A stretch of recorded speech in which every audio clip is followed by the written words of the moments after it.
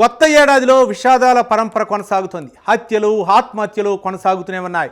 ఆస్తుల కోసం హత్యలు జరుగుతుండగా అపార్థాలతో ఆత్మహత్యలు చోటు చేసుకుంటున్నాయి. తాజాగా హైదరాబాద్లోని మీర్పేటలో విషాదం చోటు చేసుకుంది. 10 నెలల కొడుకు విషమిచ్చిన తల్లి ఆ తర్వాత ఉరివేసుకుని ఆత్మహత్య చేసుకుంది. ఈ దారుణం చూసి కలత చెందిన కూతురు తల్లి ఆత్మహత్యాయత్నం చేసింది.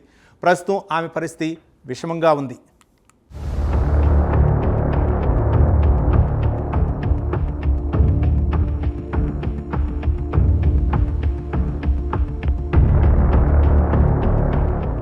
హైదరాబాద్లోని మీర్పేట్కు చెందిన సుష్మితకు 4 సంవత్సరాల క్రితం యశ్వంత్ రెడ్డి అనే వ్యక్తితో వివాహమైంది. యశ్వంత్ రెడ్డి వృత్తిరీత్యా చార్టెడ్ అకౌంటెంట్. వీరికి 10 నెలల క్రితం ఓ పుత్రుడు జన్మించాడు. కుమారుడికి యశ్వవర్ధన్ రెడ్డి అనే పేరు పెట్టుకున్నారు. సాఫీగా సాగుతున్న వీరి కాపురంలో కలతలు మొదలయ్యాయి. భార్యాభర్తల మధ్య మనస్పర్ధలు ఎక్కువయ్యాయి. వీరి కాపురం కుదుపులకు లోనవుతోంది. గత కొన్ని రోజులుగా భార్యాభర్తల మధ్య గొడవలు తీవ్ర స్థాయికి చేరాయి. దీంతో సుష్మిత మానసిక ఒత్తిడికి లోనయ్యింది.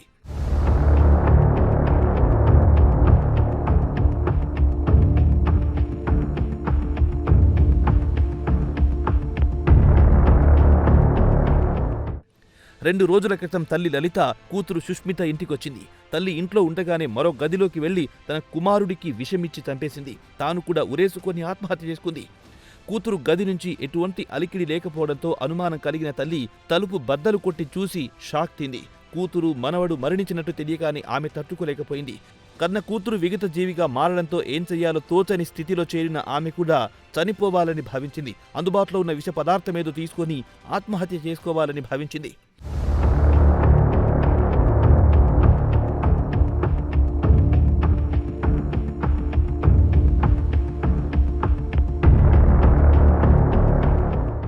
రాత్రి సుమారు 9:30 సమయంలో భర్త యశ్వంత్ రెడ్డి ఇంటికి చేరుకున్నాడు. పలుమార్లు డోర్ కొట్టిన ఫలితం లేకపోయింది. తలుపులు లోపల నుంచి మూసి ఉండడంతో డోర్లు పగలగొట్టి లోపలికెళ్లి చూడగా షాక్ తిన్నాడు. వెంటనే పోలీసులకు సమాచారం అందజేశారు. సమాచారం అందుకున్న మీర్పేట్ పోలీసులు రంగంలో దిగారు.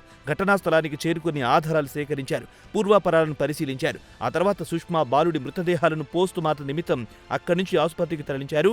అపస్మారక స్థితిలో ఉన్న సుష్మిత తల్లిని వెంటనే సమీపంలోని ఓ ప్రైవేట్ ఆసుపత్రికి తరలించారు. ప్రస్తుతం ఆమె ప్రాణాపాయ స్థితిలో ఉంటూ చికిత్స పొందుతోంది. ఈ ఘటనపై మీర్పేట్ పోలీసులు కేసు నమోదు చేసి దర్యాప్తు చేస్తున్నారు.